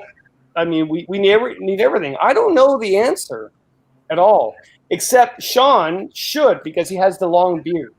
I think really there needs to be a balance, right? It is. How far do you need to go if you're not going to touch Temagami now, because you've done Algonquin for how many hundred years? If you're not going to, if you don't want anybody touching Temagami, where do they go next? Like you say, how much farther north do they got to go? I don't know whether I don't know whether it really is about that for us, Sean. To be honest with you, there are forests in Temagami that have been harvested in the past that are now getting to the point where, they're not old growth giant trees, but they're certainly 60, 70, 80 years old, 100 years old. And so if your industry is sustainable, then go to those areas, leave the untouched areas. Oh, yeah, I think the mistake was in 1999 when they did the whole organization of Temagami where the park should be. They should have included Solace. We all know that. We all ecologically know that. But they knew there was money to be made. So, like, it's the way the world is, right? So I think that was a mistake that was made back then. And now we're paying for it right at this particular point. Right. So, yeah. And speak Kevin's point about sort of the overuse. I've heard that a number of times now from a number of people. I was not involved with FOT and the Friends of Temagami at that time, although I became involved as the pressure waned. But I honestly, as an organization, take at least a good part of the responsibility for not for the use of the area, but for so we've identified the area as needing protection. We've promoted it. Lots of people go there now, but there's nobody to look after it, right? There's nobody to go in and tidy up some garbage, and there's nobody to go in and say, okay, well, this is, the campsite is obviously well overused. Maybe we close that down. I mean, the logistics and the pressures behind that are complex, but our organization is certainly willing to take the onus for that. But the thing is, PJ, like you are like you've done amazing things of cleaning up areas, but the reality of it is, I get this all the time from Ontario Parks. I'm not knocking the individuals I work with in Ontario Parks, but I am knocking the system. Right. I will get emails saying, Kevin, could you please do not promote the Kopka region because it's a non-operating park and you're promoting everybody to go there. That's not my effing problem for them not to do their job. My problem is to get people out there to enhance the area, to enjoy the area. If they can't keep up with their job work to actually manage it, that's not my effing problem. And if you, as an organization, have to clean up the poop from people and put a treasure chest up there, that is amazing that you did that. But shame on them for doing that. And like, I'm old. I'm Uncle Kev now, so who gives a shit if they're going to curse me for it? But that's the reality of it. They cannot keep up with the management. And I know the individuals that work for the trail parks are hard-working individuals that really want to do something. But the system is like they can't do that, man. They can't say, oh, well, you know, don't promote this area because we're not managing it. Well, then manage it. Right. Because you made it a park. I mean, they have to keep up with, oh my God. Sorry, Sean, you're just, the whole beard thing. It's like, It's getting bigger. yeah. You know what? I gotta agree with you there, Kevin. You know what? This really is a topic that this could go on for days, and obviously PJ could attest to that because they've been fighting this battle now for quite a while. And you know, to bring light to it here in a 2-hour live stream is about the best that we can do tonight, anyways. But you know, we're gonna have to wrap it up shortly. But Oh my God, I know, because you have your wings and whatever it's called. Milk and cookies. wings and things tonight. Yeah. So Good for your Friends of Temagami for doing all their work they've done. Continue it. I'm so glad that I can have a box to poop in. That's fantastic. The portages are cleared because of you. The whole Darwinism thing, dare you think, is because of you. I think you've done an amazing job. And Dennis, fantastic. I didn't even have the whiskey tonight. wow. Blacker. In all reality, though, you know what? Everybody in this live stream has to realize that PJ and all the board of directors and all the members, all volunteers. None of these people are being paid to do what they're doing.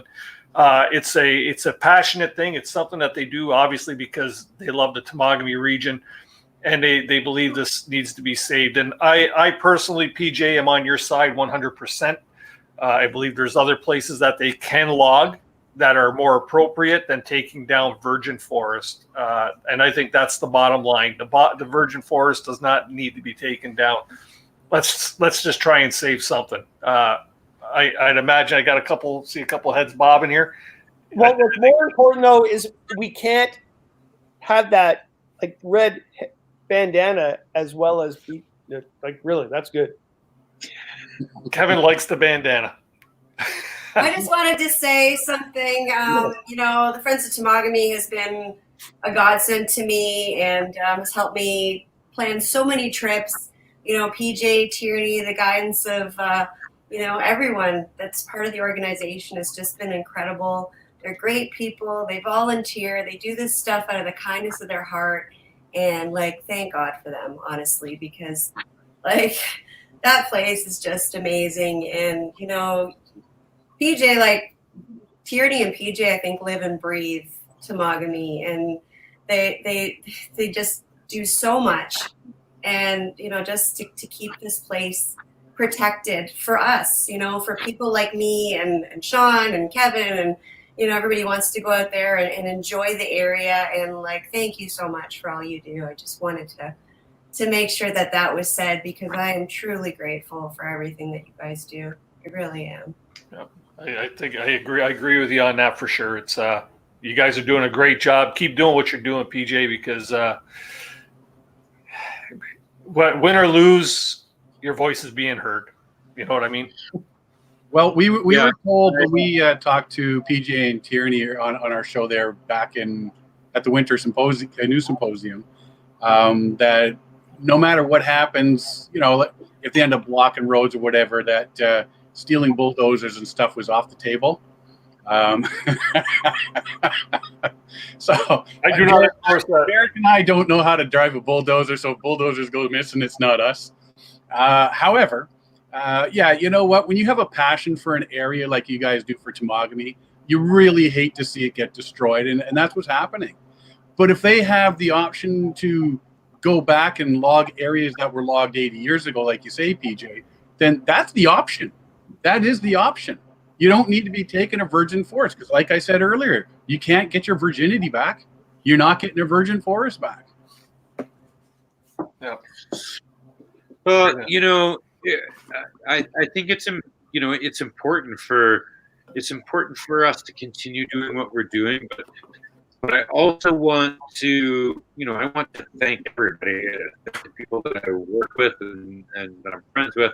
To thank Sean and Kevin and Christina and Dennis, everybody. I mean, it's been incredible, the amount of interest and the amount of support that we've received.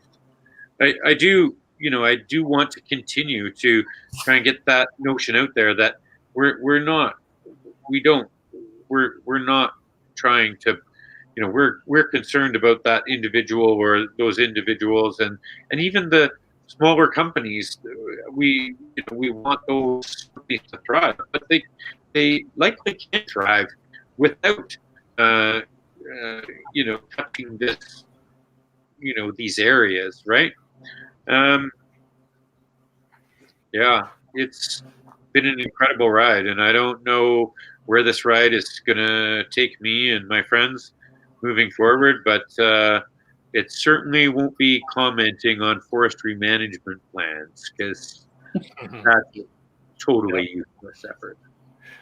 Well, on that note, we're going to wrap things up here. I just want to say to everybody in the chat, what can you do? First off, you can get on, if you care, you can get online and you could sign that petition. If you care, you could become a friend of Temagami. If you care, you could write your MP.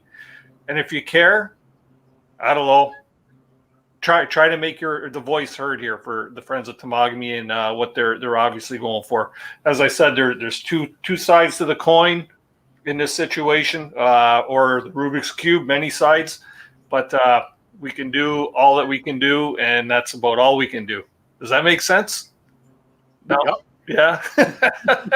Anyways, PJ, I just wanted to thank you very much. This has been a great topic, one I've been actually looking forward to. Kevin and Sean and Christina, thanks for popping up here and just giving your little bit of insight there, because there's a lot of people out there that have passion. Just looking at the stats here, we got 41 thumbs up in the live stream and 7 thumbs down. So obviously not everybody's happy about what's going on, but there seems to be a lot of people in support. So that's a good thing. Hopefully that'll reflect. Tomorrow I'm going to put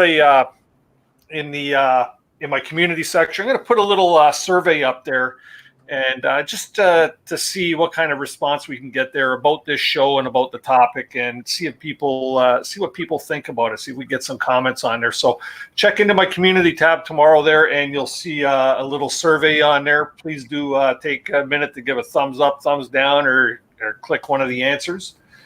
Final statements, PJ. Anything you'd like to close with? Yeah, well, thank you, Dennis, and thank you, Sean and Christina and Kevin and Hop and Tierney and Al Matthias. Thank you, everybody. I don't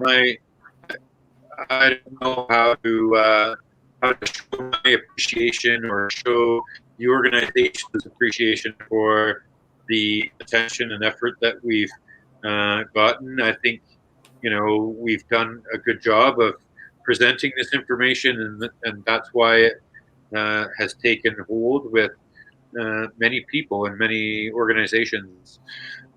I can't express my appreciation and thank you enough. And this fight is not over. This road has gone forth, and they've built a whole bunch of it, but it is not into the Solace wildlands yet. And stay tuned. We'll be in touch about future plans, and maybe we'll meet in the bush on the new Turner Road someday. I would also encourage people to come to Temagami, because it really is. Logging is an issue and mining is an issue, but there's a whole bunch of Temagami that's remains untouched or or has been touched, but you never know it was touched. It's a fine line that we walk, right? And we want to promote the area, but we don't want to, and we want to conserve the area, but we also don't want to make it sound like, you're going to be hearing jails and bulldozers on your canoe trip in Temagami. There is many places to travel, and that's a big part of our organization is the support and whatnot that we can provide if you're interested in coming to the area. So visit our website, be in touch with me, be in touch with whomever, and we'll get you started on your visit to Temagami. It's a pretty cool place. We didn't really touch on how special a place it is. But I know the 5 faces that I can see here now, and I know the number of people that are participating. They talk about drinking the water. I don't know about the water; it's pretty cool. But come to Temagami, you will be impressed. It will move you, and you will come back. There's no ifs, ands, or buts about it. I don't know what the explanation is, and I don't think an explanation is required. Come, see it for yourself, and you'll know. Temagami is Canoehound's favorite place on earth. I've said it many, many times. Temagami is more than just the town that you drive through on Highway 11, Highway 11. And you know what? It's a big, beautiful region. If anybody wants more information on Friends of Temagami, you can find their link to their website in the description below, their YouTube channel. Give them some love with a subscription. And feel free to join Friends of Temagami. Follow them on social media, and you'll get a good idea of what's going on with all this stuff. And once again, PJ, thanks very much for joining. You guys that popped up here on panel as well. Yeah, sorry. Miigwech. And please stick around before once I close up here there and just talk to you guys in the green room. I'd like to thank everybody for watching tonight and joining in, especially PJ, like I said, and Christina and Kevin and everybody else. You guys are welcome back anytime. You know that. You always get the invites to the live streams, and it's because you guys add value to the stream for sure. If you haven't already done so, please subscribe to Canoehound Adventures. While you're here, hit that bell notification. If you haven't already done so, hit that thumbs up. It really makes a difference. Never mind with the thumbs down, because we're all on the right side here. And it helps me get noticed in the YouTube community with interaction, so that's good stuff. Don't forget to check out our Facebook page under Canoehound's Outdoor Adventure Show to find out what's coming up as far as future guests and topics in the future. And the scheduling, the whole 9 yards. And until next time, thanks for joining us. I'm Dennis, and remember, people, to keep the adventures alive. Sweet dreams. I've never seen Sean so serious in my life. I know. Hey. Good night, everyone. Good night. Good night. Thank you.